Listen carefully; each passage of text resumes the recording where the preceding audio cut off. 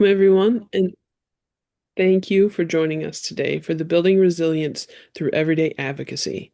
My name is Joyce Phelps, and I'm an appraisal archivist at the Maryland State Archives and a member of the CoSA Webinar Working Group. Slide.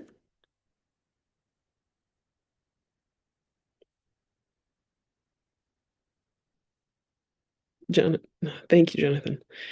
We want to thank our corporate sponsors and sustainers for their generous support. And slide. I'd like to draw your attention to the poll that should be popping up on your screen. If you could take a few minutes to complete this poll, it helps the webinar working group plan for and prepare for the future programming.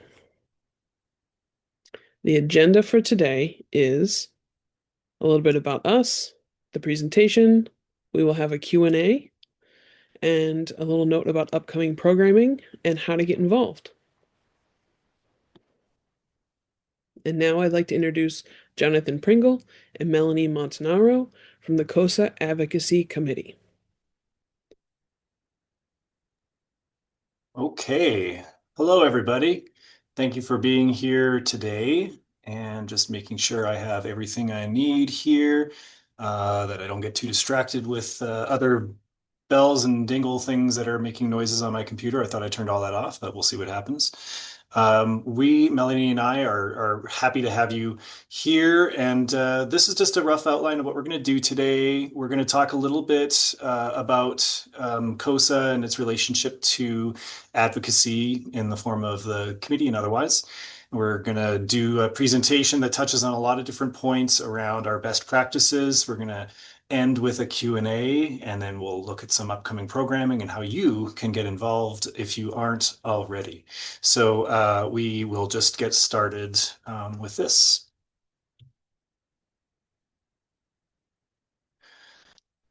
So unless you're, or if you're not familiar, the Advocacy Committee, and this is directly from the website, helps to guide CoSA's efforts to raise awareness and promote the value of state and territorial archives. Members develop strategies, share resources, and support outreach initiatives to engage stakeholders and influence policy. The committee also serves as a liaison with other professional organizations and meets monthly to coordinate ongoing advocacy efforts. And I'll take a step back for a second and just let everyone know that even though this recording is, it's being recorded, this webinar is being recorded, Melanie and I encourage anybody who has a comment or a question to let us know in the chat. And maybe if I don't see that right away, if I'm talking, Melanie can interrupt me and let me know, and I'll do vice versa. But yeah, we'd love to hear from you and make this a little bit more of an interactive and engaging webinar. As the topic itself is very conducive to good conversation. So this is the current makeup of our advocacy committee, with deep appreciation to Tom and Melanie for co-chairing the committee itself, and to all these wonderful individuals who are also part of the committee. It is a good number of the CoSA members who are part of this advocacy committee. So we look forward to working with all of you in this coming year as well. And if you see yourselves on this list and you're like, I'm a part of this group, welcome. You are also welcome here. So hopefully this is not a surprise to you. So what have we been working on as the advocacy committee? So we've been strengthening advocacy tools and messaging. So last year there was a large push to get the best practices online, looking for examples, refining elevator pitches, and supporting members' day-to-day advocacy.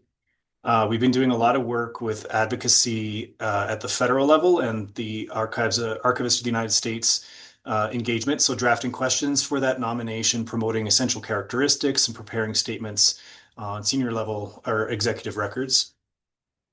We've been, as a group, monitoring national policy and external pressures, tracking NHPRC in particular, their developments and responding to trends that shift government records to non-government entities. And we've been gathering member input to guide future work. So embedding advocacy questions in the calls to members, which a lot of you on this call have probably been asked questions about this, and really just getting that feedback from you, and also collecting stories to help shape the priorities of CoSA. So that's a lot of what we've been doing this year.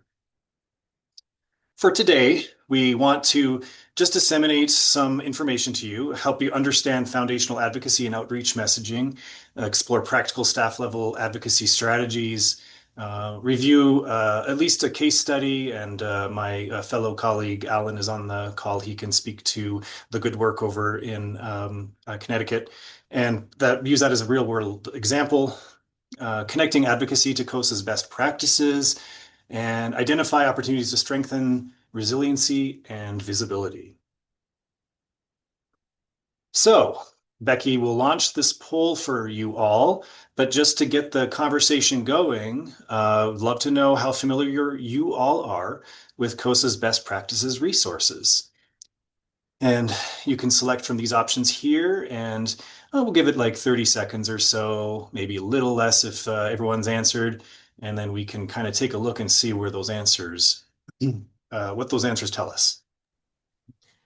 And Jonathan, I'll just thank Joy for putting a link to the best practices document in the chat box. So if you haven't had a chance to look at it, which we hope you have, please feel free to click that link and read it at your leisure. Thank you.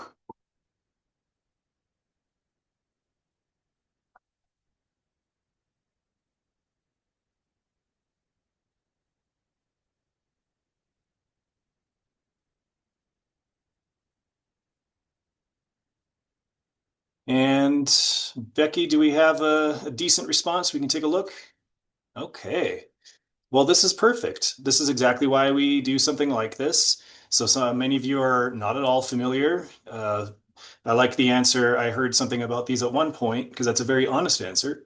And it's nice to know that for those of you who may know about them, know where they are on the CoSA website. And at least one of you who's responded has used these in your work. So this just gives us a good indication of what we need to do to make it a little bit more familiar to you all. And fun tip is you will actually be getting a lot of the information that is in these best resources throughout this webinar. So you are already plugged in. I did want to step back for 1 second because I realized I didn't talk about the advocacy committee and some of the other things we do. So we're also a really important vital link to the CoSA, NAGARA, RAC, and SAA Joint Working Group, and that's the Regional Archival Associations Consortium, Society of American Archivists, and NAGARA Joint Working Group. And we have representatives also from ALA, the American Association for State and Local History, Association of Research Libraries, and the National Humanities Alliance as part of this joint working group. And myself and Abby Norderhaug from Wisconsin and Joy are part of that group. So just to let you know that there are other things that we do as well. Okay. We did need to spend a second helping to distinguish between two often conflated terms, but these come from the Society of American Archivists glossary, which defines advocacy itself as activities in which archivists and their allies engage to gain support for archival records, the institutions that manage those records, archivists, and the archives profession. Whereas outreach are activities and programs that promote use of archives, archival resources, and archival collections, activities and programs that educate about and advocate for archives and archivists. So in many ways, outreach is an aspect of advocacy. And we'll be talking about some specific things that touch on either advocacy or outreach. So why does advocacy matter? State and territorial archives safeguard the records that make transparent government possible. They protect rights and support informed decision-making. Advocacy helps to ensure the visibility, resources, and support needed to sustain this work. Digging a little more deeply in CoSA's advocacy mission, we as CoSA want to provide leadership that strengthens state and territorial archives, raise awareness of essential archival functions, support members through resources, messaging, and coalition building, and participate in policy and funding discussions that impact archives. And we'll be talking a little bit later about some of the ways that we advocate for CoSA in particular, or that we could be. Now, some of you may remember last year we had a really great workshop webinar presentation from Catherine Newsom, in which she helped to articulate something that might be at the very top of your to-do list when it comes to your advocacy work, is trying to understand what you can actually do in your repository. What is it that you are capable of doing? There's a lot of different constitution, state statutes, case laws, procedural rules, agency policies, or even federal laws that may prevent you from doing certain things. But I know that Becky will be sharing the two-page document that Catherine shared with us at that webinar in the chat. So you'll be able to download that document just to kind of see what each of these points means and like how you could interpret that for your own state and use that as a guidebook. But the way that we in New Mexico looked at some things is that we are statutorily bound in law. So we are in our state statutes. So we exist and we will never go away because of that, which is a nice thing to be. But also, I was curious about what the parameters and the boundaries are or were in regards to what could be perceived as lobbying. And so I know I've always been interested in creating awareness of the collections and the agency by inviting some of our gubernatorial candidates, who actually in New Mexico will be voting on Tuesday for those candidates, and inviting them to our institution to learn more about us. And so I put in an ethics question to our ethics commission. And I asked, can I do this? Would this be considered lobbying? And they came back to me and said, nope, this is perfectly within your scope of duties. You're not trying to influence them in any particular way. You're just creating awareness of an agency. So from their perspective, that was completely fine. So I feel really good about that. And so we'll start to have those discussions next month after the results of the election, the primaries come in.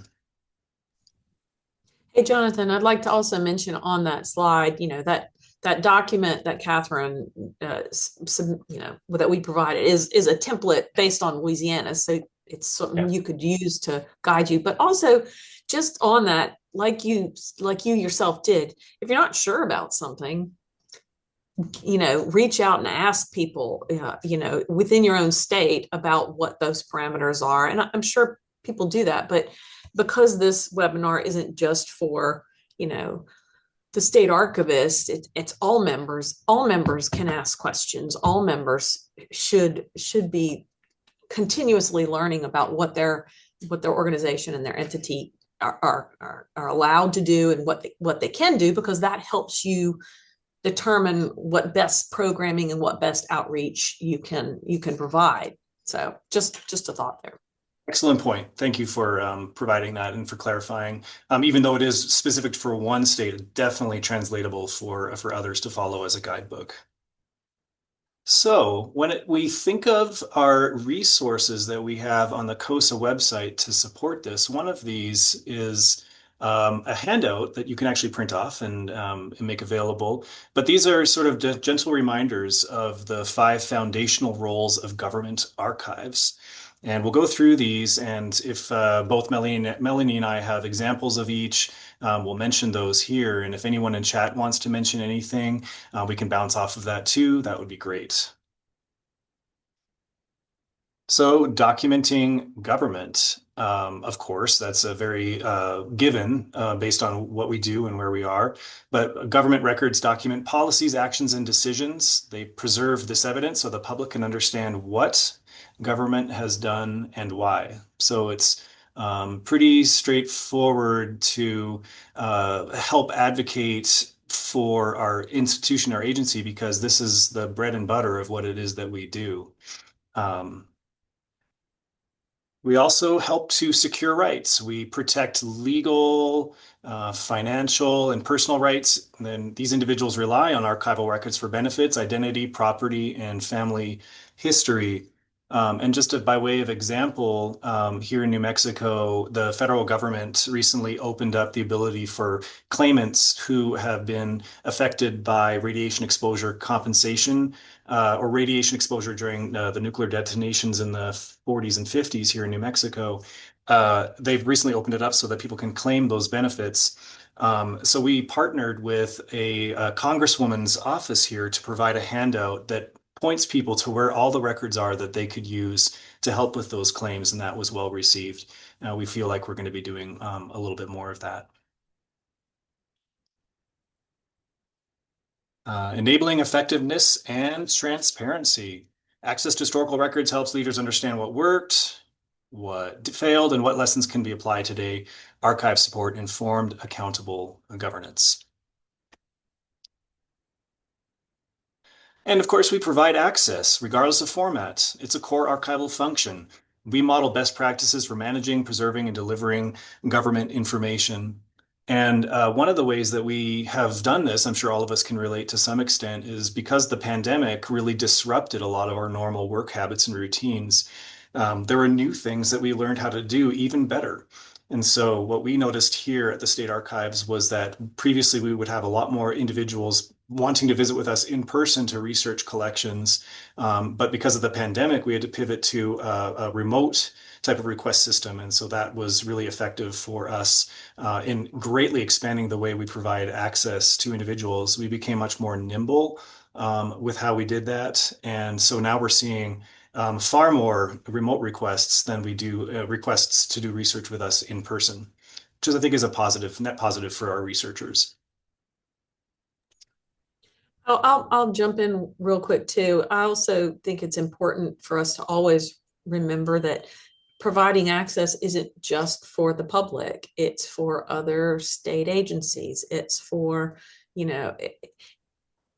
don't just get people walking in or looking for those kinds of records. We get calls from other agencies who've sent records of theirs to us, and they need access to them, or they need some information. And so it's all that also helps build that relationship, which adds to the advocacy effort, because then the other agencies are getting a little bit more insight into the work that we do. And we'll get into some of that later on in the presentation. But access, it means access at all levels. That's a great point. And finally, we have as a core function, we promote history and civics. We promote primary sources that help strengthen critical thinking, deepen civic understanding, and support education. Archives help prepare the next generation of informed citizens. And we may have an interesting debate in chat if people want to tell about their experiences with some of this, but we recently were approached to help with a tour group of 7th and 8th graders. To help them become familiar. And a lot of that was their own teachers that wanted them to become more familiar with primary resource research.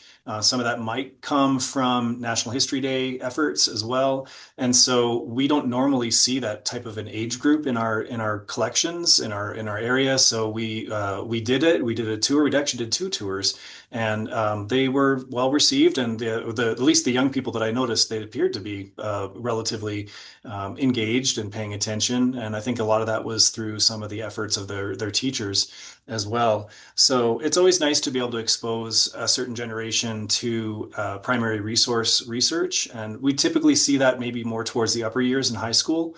At one point when I was in Arizona, I looked at the curriculum for education, and I saw that familiarity with archival research was introduced around the 11th or 12th grade.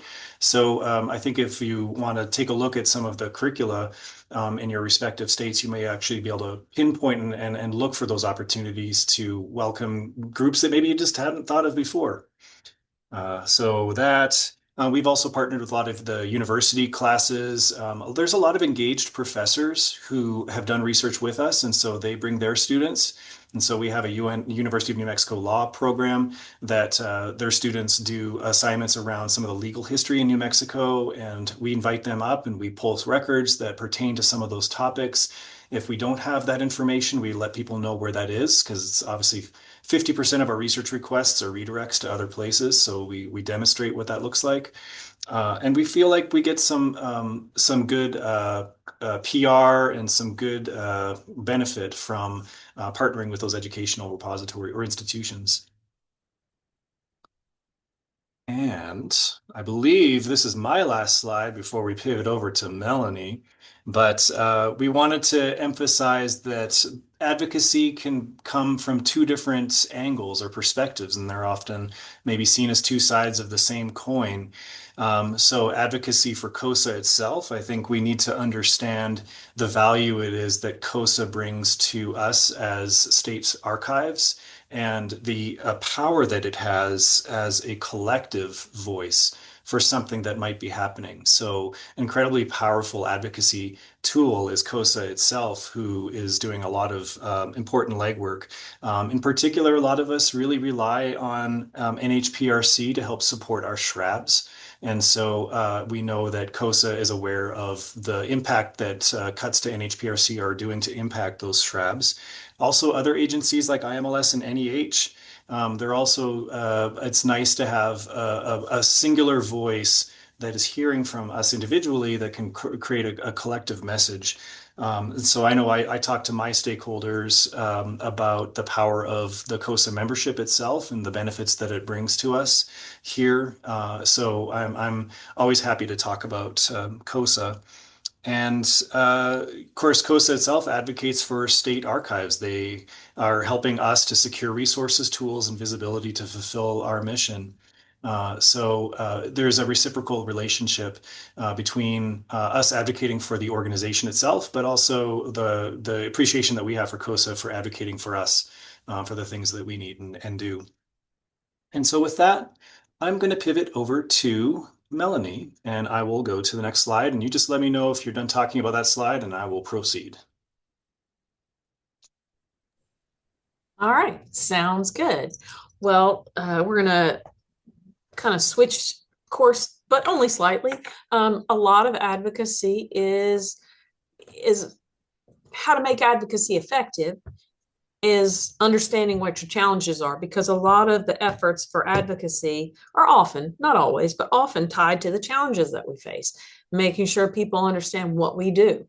And so these challenges are often the same year to year. I don't know that they ever change a whole lot, but sometimes new ones come in and out. But a lot of, I think we can all probably relate to, we all have capacity constraints and workloads and backlogs that don't ever seem to go away. As hard as we try, you can play catch up and then eventually something comes along to limit that again. But there's only so many hours in the day, a limited time for engagement. So how much you spend on your workday and your tasks, and then also from a CoSA perspective, being involved in an organization and trying to participate in that way, because we're helping each other when we do that. We're learning from each other, but that takes time as well. But along those same lines, making CoSA more relevant as it relates to the day-to-day pressures experienced by our members. We want to find ways to help our members in CoSA with their advocacy efforts, so that we can help them and take some of that pressure off of them, and make CoSA a resource for them, instead of them viewing it as a time vacuum. But we also want to understand the challenges, support the challenges, and then follow up with them, so that we can see if we're making actual progress and our efforts are useful. So that's kind of part and parcel of some of the that's why we're asking questions in our calls to the states, which, yes, oftentimes we're speaking with the state archivist and director, but sometimes other staff are brought into those conversations. So, I would encourage, staff at all levels to have those conversations with their upper management, so that upper management fully understands the challenges, because sometimes we all get a little siloed, and we all want to know that we're looking at the big picture for everyone, not just, what's on our meeting schedule for the day or the week. So that's part of why we're asking some of the questions about what challenges are people experiencing in this year when we do make those calls. Budgetary constraints are also often problems that people face, and that comes and goes. All right, next slide.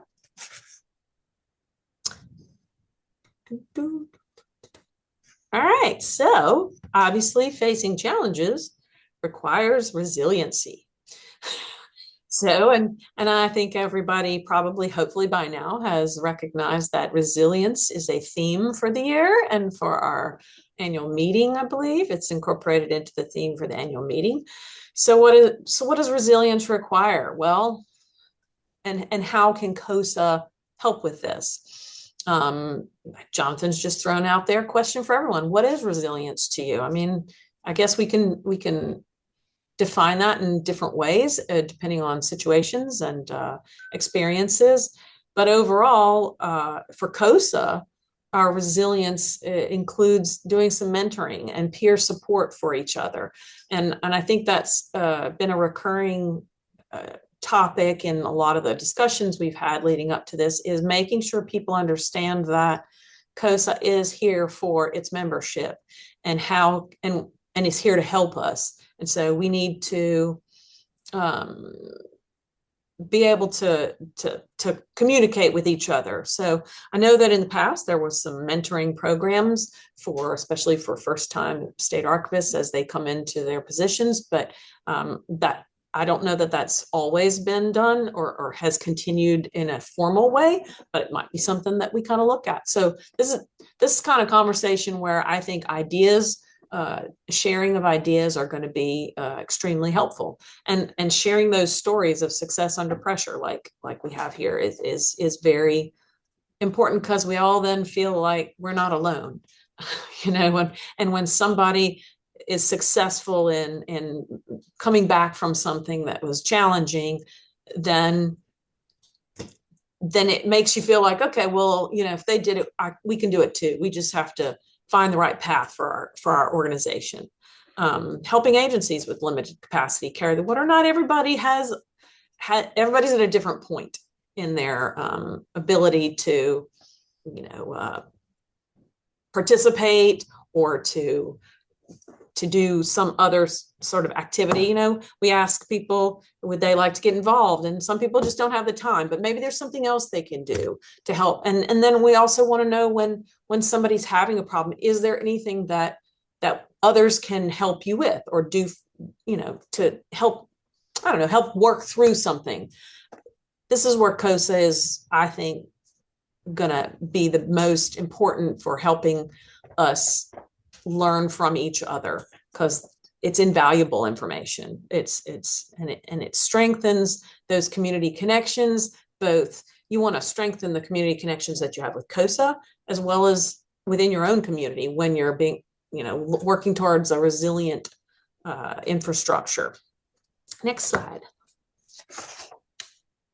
The advocacy continuum. So as we've sort of spoken about already, advocacy kind of covers a variety of approaches and efforts. You've got the high level legislative type advocacy on the Hill, whether that's on the Hill in DC, but also in our own states. You have your legislative aspect of work that, sometimes, and some of us, some people can and can't participate in that level of advocacy, but we do sometimes have to, some of us have to testify in committees related to bills that are coming. So that's all advocacy that helps inform elected officials and others who are participating in that process about what we do and why it's important.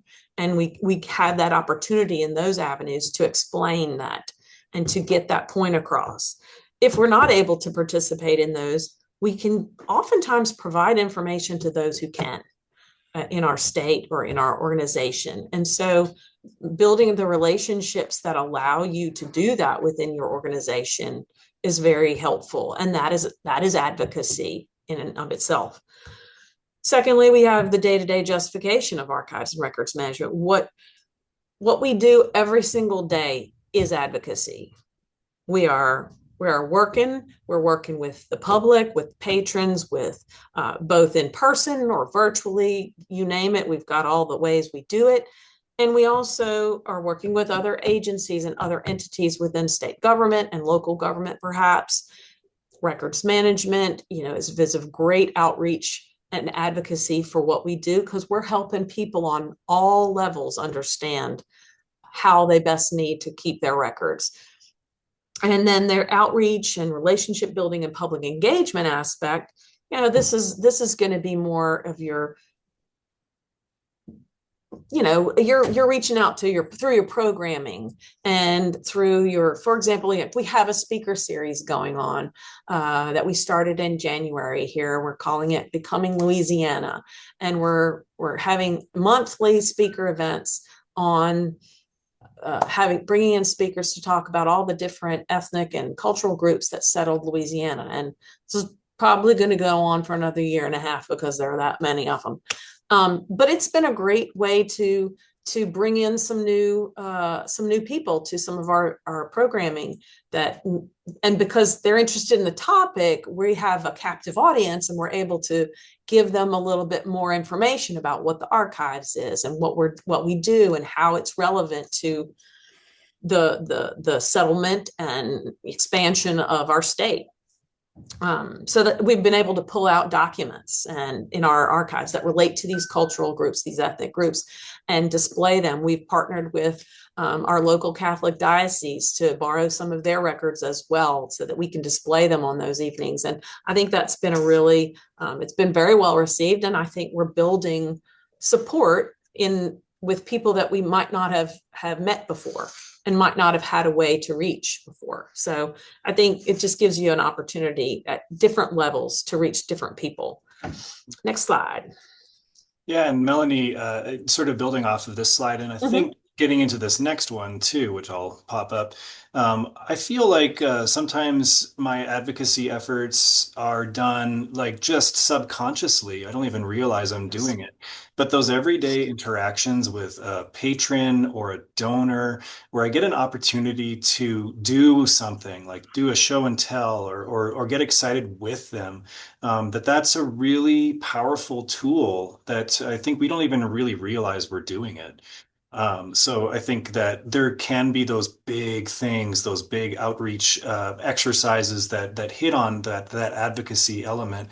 But I think there's so many ways that we exemplify it, but we probably don't give ourselves enough credit for what we're doing every single day. No, I agree. Because I think, I will say in Louisiana, our archives building was built in 1980. Well, it was completed in 87. So next year it will be 40 years since our building was built. And it was obviously prior to my working here, but they had really a groundswell of public support, a grassroots campaign to get the support needed to build our building and to properly house the archives. And I think sometimes nowadays we're always looking for the big sponsor or donor or supporter. And I think we shouldn't forget that you can build a grassroots effort, and it may take a little different type of effort, but in doing so, you're actually educating and reaching out to more people. And that's kind of, I think, important. So on this slide, we've kind of separated them into micro advocacy and macro advocacy, with the micro advocacy being, that everyday kind of across the hall sort of work that we do. Like you said, we do it without thinking of it, but it is advocacy. It is outreach. And then the macro advocacy, where maybe we're doing that testimony to the legislature, but we also might implement some statewide initiative or program that will help, to bring attention to our work, which will bring us to the next slide, which is kind of some ideas about things to wrap advocacy around. We kind of view, I think a lot of people are doing America 250 related exhibits and events. We've got people who do things about their statehood day or some other, I like the last one, National Insert Noun Verb Day, because there appears to be a day for everything. Just Google it, you'll find out. Or deaths of important figures in your state or something like that, some event. In Louisiana, we got Huey Long, that's always a popular one. But there's others there's other ways to promote things about your state, which you can then work into your own programming or your outreach and do that on a regular basis. And that's also through social media and efforts like that. We'll always have Billy the Kid. That's right, Will. I mean, we've all got those things that mean something. And so when you can, glob onto that and use it in your outreach, people notice and it brings, up memories and, oh yeah. And then it starts people talking. So, it's a good way, those unique milestones, when you can come up with them, to incorporate that into your advocacy. And that leads us to, next slide, storytelling as advocacy. So we all have stories related to our work. Stories humanize archival work and bring deeper meaning to data. They help stakeholders understand mission impact and connect emotionally with the work. And I think that also is kind of on that more grassroots level. You might, in the work that we do, like, for example, at State Archives here, we get the historical vital records, the birth certificates over 100 years old, death certificates over 50 years old. And for some reason, Orleans Parish marriage certificates over 50 years old. We don't get anybody else's marriage certificates, but we get Orleans Parish because they've got to be different. But for example, when you're providing those records to people, that's very personal. It's a personal, document that they need for whatever purpose. Sometimes it's legal purposes. Sometimes it's just they're doing genealogy and they want to, learn as much as they can about their family. But that's an interaction that is a positive, generally speaking. It should be. We have people wanting those for Canadian citizenship, just like they were into the Italian citizenship. But that's a positive experience, which is an advocacy moment. And so we have a lady who works on our vital records, and she's so conscientious that we had a request for a birth certificate, and we weren't going to get it until the next year. And she told the requester this, and they said, well, I'll just reach back out next year. She literally kept their name and number and called them when the record came in and sent it to them. And that right there was powerful advocacy. Maybe it's just to one person, but that person will share that information to others. And that person wrote a letter thanking her. And we shared that with our Secretary of State. So, I mean, that's where the storytelling, these things happen in your office, and you need to pay attention to them and make note of them, because I think they add up, and that helps to justify your stories to others. So next slide. I'll also mention that CoSA storytelling was the theme of last year for the Council of State Archivists. A very, very important theme for the organization too. So very timely. Absolutely. Absolutely. Here we go. Yeah. So about those stories, this is just, so I think it's important to collect those anecdotes, those patron experiences, document them, because you never know when that's going to come in handy, and we're not all going to remember all of them. But if you can document them and keep them handy, keep a listing, and just so that as a reference for yourself, because there are going to be times when you'll pull that out. Like I was looking through the slides and I thought about that effort by our vital records person, because it impressed me. We've had people who were looking for their what was it? We had a person who reached out to our audiovisual staff, and their father we found a video clip of their father who they'd never met because he died before she was born, and she was able to hear his voice and see him, and it meant the world to her. And so these are people that are going to be advocates for you in their own way. Oh, I had a great experience. I reached out to them and they were so helpful. And you need that talk. You need that going around, because when some things get controversial, it's nice to know that there are going to be people out there saying, well, I had a wonderful experience. You also want to capture any surprising facts or vivid examples that you might have, that you can insert as needed, and maintain that ready to use bank of stories for those moments when they come, because they will come. Next slide.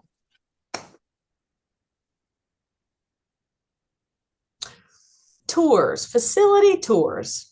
I have to say that I've been here 35 years at the State Archives, and we never did a ton of tours over the decades that I've worked here. But in the last probably 5 to 10 years, we have really picked up on tours. And like Jonathan was talking earlier, it really has been interesting, the feedback that we've gotten, the different types of individuals who have come.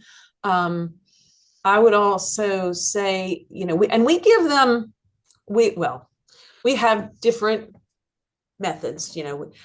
How much time do they have? What do they want to see? We kind of give them a breakdown of our different services, because some of them don't have a lot of time. But if they want the full shebang behind the scenes tour, it's going to be an hour and a half, and they're going to see everything. They're going to see all the behind the scenes, all the parts of our building and our staff that don't work with the public. They work with other agencies, but that's also educating them that we do more than just what they might see if they come into our research room. And we've had legislative spouses come on tours, because we thought, well, the spouses are going to be at home with their legislator. And if something comes up about the archives, they can say, we had a really interesting time there. And I mean, that's support. You just don't know. And yes, you never know who your next donor or elected official will be.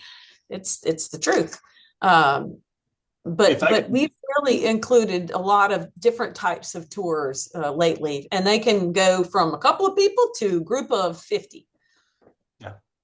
If I can share an example as a story of this, very interesting opportunity to work with the largest county's treasurer. So the county treasurer for Bernalillo County, which is in Albuquerque. He is a former state senator, and he was visiting with us because I had asked him to come up to help me decode or demystify some old assessment books. I had no idea what the codes were that they used. And so he was able to swing by and give me the information that I needed. But at the same time, he had not been in that building in the state archives ever. He'd been working as the county treasurer for years, decades.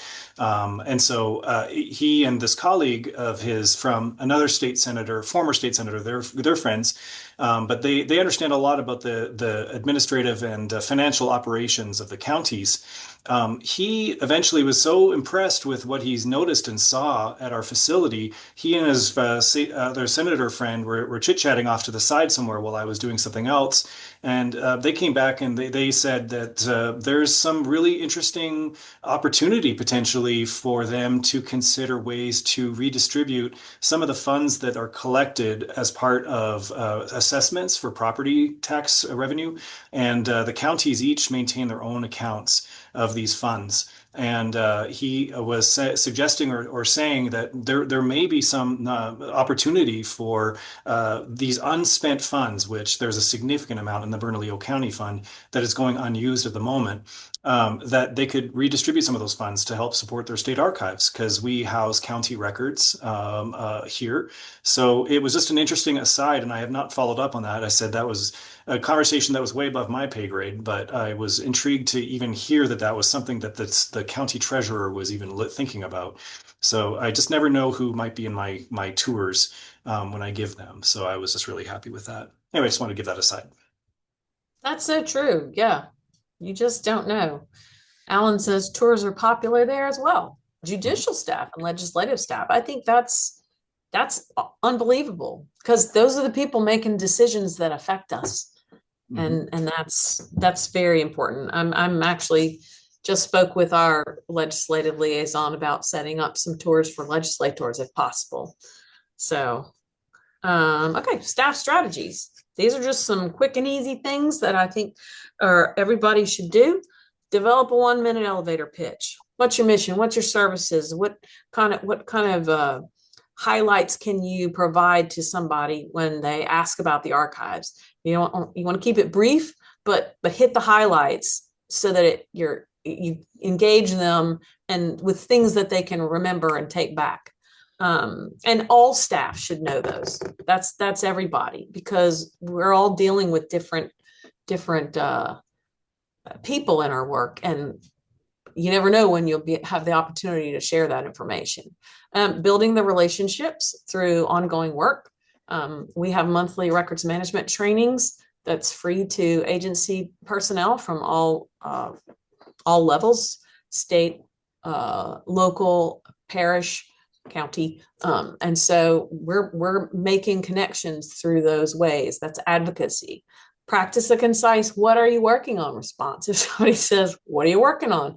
Well, sometimes it's hard. We do so many things, but think about that every now and then and come up with something that you can respond that's going to be interesting and find them, and they'll ask more questions. You want to get more questions being asked because then you've got them, and then you can show them something cool or tell them something interesting, and then they're likely to walk away with better understanding and a smile on their face, which is a good thing. Okay, well, let's quickly move on to the next slide because I think I've been rambling a bit as I want to do, and I want to be mindful of the time. So we are going to turn it over to Alan Ramsey to give us a little case study on what their Connecticut SHRAB testimony accomplished. Alan, take it away. Hey, Melanie. Good afternoon. Hope everyone can hear me. Um, Yep. Good. So, yes, I'm going to share a brief case study from the Connecticut about how our State Historical Records Advisory Board, or as we know, SHRAB, supported a coordinated advocacy effort early this year, and why I think parts of this approach may translate to your own work with partners and stakeholders. Right now, our SHRAB consists of roughly 10 board members. We can have as many as 19. Yes, we can be a very large board. And four of us are currently state employees, so we cannot advocate for our own or other state agencies. That we just can't do that. So, but as a board, we also have we also have other board members who are not state employees. We have friends. I think I've got like at least 30 people on my SHRAB board meeting invites that are what I call friends. It's not a friends group, it's just friends. They can come to the meetings and all of that. And other partners as part of that who get our messages out there as well and can speak as private citizens about such individuals as archivists, historians, genealogists, museum professionals, and so forth. Head of the State Library's budget hearing this past February realized this presented a good opportunity to help have these partner and stakeholders engage confidently and effectively. To do that, I created two very simple tools, and you got to keep these simple, like I think with one pagers. So the first one was a talking points document. Myself and the state librarian looked at this. Wasn't a script, but it was putting in our talking points out there. So we all had a consistent message going forward, and help keep that discipline while definitely leaving room for everyone's own voice. And my board has said, well, and friends has said, well, if you give me something to work with, that's easier than just trying to do something from scratch, which is true. It emphasized brevity, plain language, and a shared set of core archival themes that we all know well, like public value, legal rights, long-term planning, and the predictable need for safe, compliant storage, which is a big issue here at the moment. The second was a step-by-step guide to how to submit written testimony, because we didn't ask them to go to the Appropriations Committee to do in person, because that's a long process, it's a long day, it can go many, many hours. But we just said we need something, we love something on the record, a written piece of testimony, just something short, clear, and so forth and so on. That same with the directions. Our goal was to make it my goal was to make it very easy for those that wanted to contribute. Again, we did not force anyone to do this, but I put out there for them and help them feel that they didn't need to be like archivists or try to understand everything we're doing, but at least have the things out there to at least start to speak meaningfully about the State Library and the State Archives work. The testimony that followed was personal and authentic, but also very intentionally consistent, as I've mentioned. The consistency was not accidental. It came directly from giving them lightweight structures and language grounded in our fundamentals. For example, one of the individuals who submitted testimony described how the State Library's rising operations costs were straining our core archival work, and even offered some real-world illustrations in their testimony about not being able to access records because we are in this storage crunch, which we've been in for quite a while already, and we're putting in compact shelving. So they weren't able necessarily to get to the records. Not that they were complaining about that, but just vividly telling legislators and staff that we have this crunch going on. Other writers spoke about the role of government records, including how it helps to teach students and supporting research, and emphasizing the need for stable staffing and long-term planning. And you might have heard me say long-term planning several times now. So as I get near the end here, I'll tell you sort of as why we were sort of building this way at this point. And then others, again, focused on the importance of government records and protecting rights and accountability, as we've been talking about today, and the challenges we have in Connecticut of having two different facilities with archival records and all the things that go into that. Taken together, these written testimonials presented a unified and credible message about the public value of government records and the structural conditions required to preserve them. Now, what's most relevant for all of you isn't the Connecticut specific details. I will not bore you with all of that, but the broader outcomes, the lessons I hope will translate to your own archival advocacy efforts. First, the consistent written testimony helped reinforce the State Library's requests for additional support to stabilize our agency operating budget. We had run the numbers. This is a real quick side note. We'd run the numbers. 91% of our operational expenses, our other expenses, which are supposed to also go for functions, roughly 91% is going towards electricity right now. So we had a real strain there, and we needed additional funds. And because so many of the individuals we had submit written testimony emphasized the same messages in their own words, but with shared clarity, the request, fortunately, that we had put in this year for close to $87,000 was granted. So that gives us a little bit of flexibility coming into the next fiscal year here. Second, the testimony aligned directly with the findings of our final pre-designed study for a new state archives facility. The testimony elevated the same themes. I mean, we didn't explicitly say we're looking for a new facility because that's not really what the Appropriations Committee does, but we elevated the themes of that the study documented, that storage is nearing capacity, that collections are dispersed across several different facilities, which makes access tricky, and that a purpose-built facility is essential for our long-term preservation and access of our historical state government records. The alignment is exactly this is why, as I just kind of was already relaying, why we started laying this groundwork in February, because next year we will need to build a lot of support coming into the next session to hopefully get this proposal for a new facility into the legislature's hands, and hopefully they'll see that it will be funded. So what does this case study suggest for all of us? First, keep the tool simple. Of one-page submission guide and a brief set of talking points were enough to empower individuals who cared about the work we do, but didn't need to know, like, they didn't necessarily know where to begin. We kind of gave them the roadmap to help them write their testimony. Second, consistency amplifies the impact. where many different people share aligned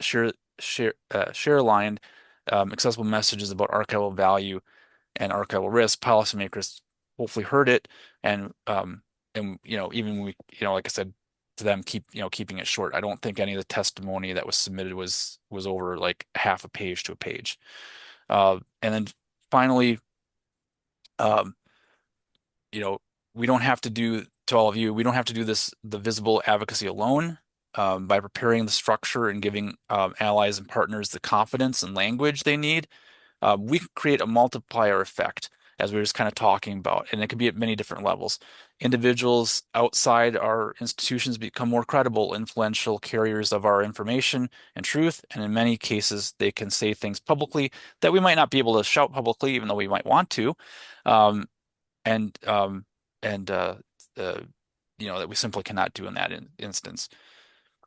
So to wrap up here, this wasn't a large-scale campaign at all. I mean, I think if I remember correctly, 6 people submitted testimony. There's a few that I had not envisioned submitting because my message had gone to my board members and friends. Our friends and members had sent it out further. So there's some individuals who I was really grateful submitted testimony. And it was very modest, practical effort, rooted in clarity, consistency, and empowering others.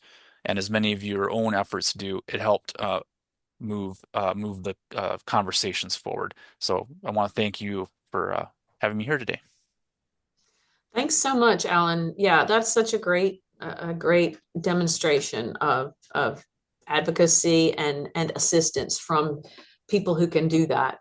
I know we're getting close on time, so we're going to kind of go through these remaining slides a little bit quicker, but I would encourage you to share, encourage your staff, encourage your administration to share those positive interactions. A staff member's positive interaction with a patron illustrates how everyday service moments can become powerful advocacy stories. We've talked about that.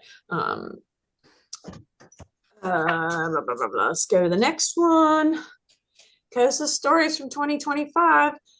If you haven't read it yet, check out the CoSA 2025 Year in Review in the Resource Center on the website, but it demonstrates what CoSA accomplished, leadership development through volunteer and committee work. It strengthened our community through the calls, the affinity groups, and the peer exchanges that we have. And we've increased our engagement with our sponsors and our partners, always trying to better those relationships for all. Let's see what we got. 2026 so far. Well, we're focused, as we said, resilience as a core professional skill, continued advocacy and visibility efforts. We're going to keep working on that. We're always going to need resilience. We're going to evaluate where and how we can educate and leave a lasting impression, and then assessment of educational activities from the recent past to learn from our efforts, which brings us to that next slide, which is track if you make an advocacy effort, let's learn from it. Track your incremental policy and systemic wins. Since passing a major legislation or securing a policy change takes time, track smaller foundational victories. Measure your reach, your engagement, your sentiment. Data-driven metrics reveal whether your message is resonating with the public and with those key stakeholders that we all need. Evaluate qualitative impact. Numbers only tell part of the story. Gauge the human element of your advocacy through qualitative data, those stories. And then adjust strategies for continuous learning. Use that evaluation data for strategic learning rather than just measuring the wins and losses. What do you do with that information? Jonathan's thrown a couple of links down there for some resources about that. We can send those out as needed. What do state archives need? Well, we need the same things all the time. Restored or increased funding, protection of our resources that we have, supportive legislation, and advocacy from our stakeholders and partners. And we've talked about this throughout the presentation, but this requires constant and ongoing attention to keep these things from taking over. So our closing and our call to action, what is this? Every archivist has a role in advocacy. Together, we strengthen transparency, accountability, and the preservation of our democratic record. And as I said before, it's not just the state archivist's role, it's everyone's role. We all contribute, often in different ways, to our advocacy efforts. And we're all members of CoSA. We are all members, and CoSA is here for all of us. So get involved and take advantage of this community we have. We've got some resources, that best practices recommendation, and then CoSA also has a bunch of advocacy resources on the website that you can find. Past webinars, events and programs, you name it, you can find it. And if you can't find it, tell the advocacy committee, because we're always looking for ways to help. Next up. I had Q&A, but I think we're maybe out of time. I think we are out of time, but you can always email or call us because we're around. And then the last few slides are just about upcoming events. Yeah. Yeah, if you want to take it down? Sure. Yeah, thank you everybody for joining us. I know we're just past the top of the hour. If you have to hop off, that's fine. Just a few announcements, and if you have questions in the meantime, please go ahead and put those into chat. Just our regular calendar of events here that is coming up mostly through July, but then also the annual meeting in September. So check those out, join them if you're able to, and our next webinar will be a State Archive Spotlight in July. Next slide, please. And we're always looking for people to get involved. Obviously, you heard a lot about the Advocacy Committee today. If that is something you think you would like to participate in, please reach out. They're always looking to add more people to the group. And another one of our working groups that is just about to get started and would love to have more people join them is our Electronic Records Day working group. They are going to start meeting here probably beginning of June. And they'll be creating a webinar for Electronic Records Day and a poster. So if you want to get involved with that, please reach out for that as well. And we have lots of affinity group discussions you can join if you want to continue on some conversations. Next slide, thank you. And then just reminders that the annual meeting registration is up and open on our website. Hop on over there, get your registration in, get your hotel room booked.